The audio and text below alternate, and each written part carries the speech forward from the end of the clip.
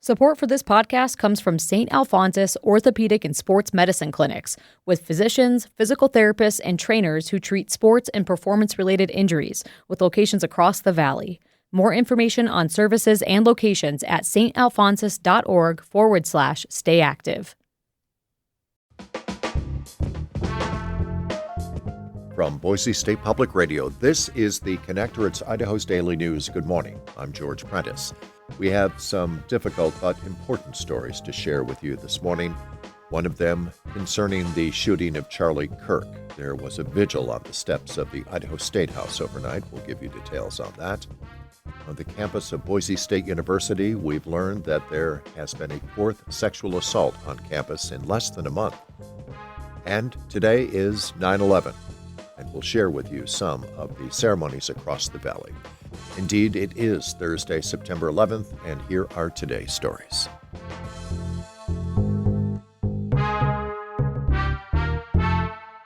The investigation continues this morning into the shooting death of Charlie Kirk, co-founder of the conservative youth organization Turning Point, the shooting taking place on the campus of Utah Valley University.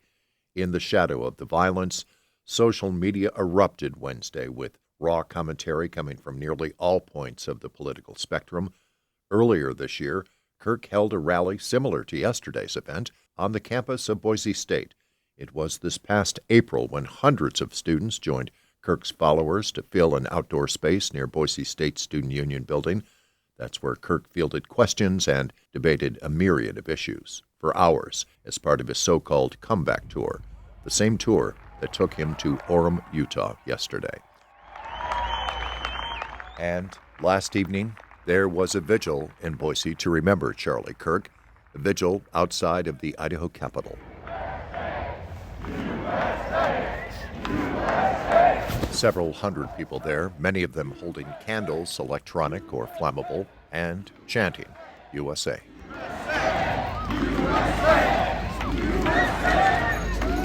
And NPR is bringing us more details on Wednesday's shooting death of Charlie Kirk throughout this morning's broadcast. On Wednesday, Boise State University reported the fourth sexual assault on campus in less than a month.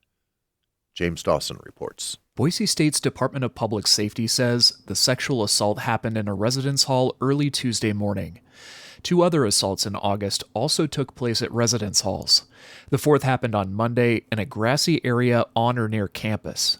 This is the highest number of assaults reported to the campus community in the first 2 months of the school year since at least 2017. Danielle Barish is the Assistant Vice President overseeing Title IX compliance, which includes sexual assault reporting. To me, the increased reporting numbers doesn't mean that there are more assaults happening. It just means that we are doing a better job making sure people know what the resources are available to them, and we are getting them to them. Barish says she wants all people to report sexual assaults to the school so staff can connect students with counseling and other support services. No one has to report these crimes to police to receive services.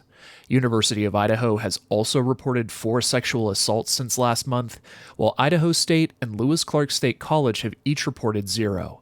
James Dawson, Boise State Public Radio News. Operations are continuing at a Boise junior high school this morning. That after the school was nearly hit by lightning yesterday during a fast-moving thunderstorm Wednesday morning. Hillside Junior High experienced what appeared to be a near-direct lightning strike. That according to school officials. They quickly notified parents that everyone was safe. There were some issues with internet, phones, and electricity in the school's main building, but classes resumed yesterday and are back on schedule this morning.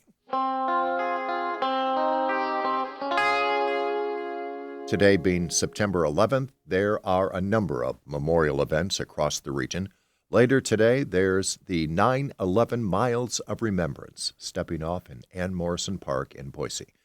This morning, Meridian is holding a tribute at the Meridian Police Headquarters, and Nampa is holding its annual Patriot Day ceremony this morning at Nampa Fire Station 1.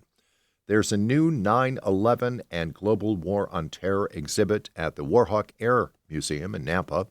And in the Magic Valley, one of the largest American flags in the nation is flying over Snake River Canyon. And there's a memorial event this evening at the Twin Falls Visitor Center. And there will be a Patriot Day event on the steps of the Idaho Statehouse at 11 this morning. Boise police are looking for those responsible for quite a bit of vandalism at Camel's Back Park. It's pretty visible. Someone carved designs into the hillside on both sides of the sand chute of the Camel's Back Reserve. Police said it likely occurred in the past 2 days. City officials say the damage will likely lead to hillside erosion and reverses years of work to maintain the natural qualities of the reserve. Anyone with information is being asked to contact Ada County Dispatch. And that is today's episode of The Connector. I'm George Prentice. We'll see you back here on Friday. Tell your friends and family about The Connector. You can access it, anywhere you can access podcasts or download it from our website, boisestatepublicradio.org, or the Boise State Public Radio app. In the meantime, thanks for listening.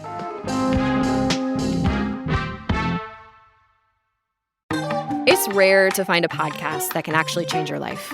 But when the show's called Life Kit, that's kind of the whole point. I'm Mariel Segarra.